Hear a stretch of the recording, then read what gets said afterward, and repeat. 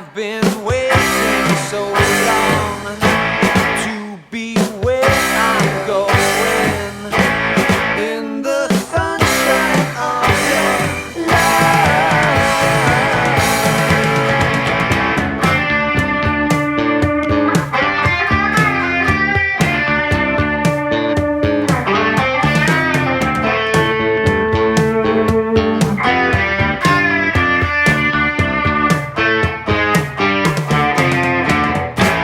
I've been waiting so long to be where I'm going, in the sunshine of your love.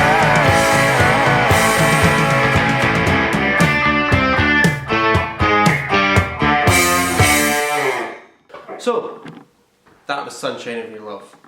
There's two main things about this song, the riff and the chords. The riff is basically just your pentatonic scale, which there'll be another video explaining pentatonics and where to put your fingers and everything. But if you kind of keep the general rule here as you keep your first finger on the 5th fret at all times, okay?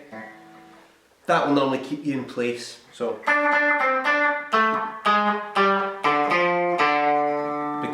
because that's always there, therefore we don't get lost on the guitar anyway. If you start jumping about with your first finger, that's when the problems start happening. So your 3rd finger takes care of the 7th fret, your 2nd finger takes care of the 6th fret, and then your pinky can be there for the 8th.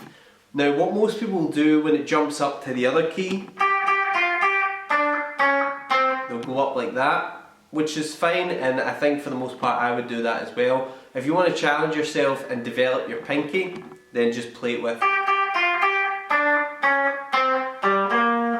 Again, it keeps you all in the one space and you don't have to look at your guitar as much. The other thing to look at is the chordal part. Now, this is kind of like a bar chord, but not quite, because it doesn't use all the strings. The high E and the B don't get used at all. If you look at the music, there's nothing written on there. So the trick here is to either strum a little bit more precisely, just down to that G, okay? That can be quite tricky though, especially when you're playing downs and ups and you're trying to get a kind of harsher sound. The easiest way that I would do is I'd tend to do a kind of lazy bar, which is me fretting this with my first finger and then just hovering it over these two strings. So I get that. In the context of the chord,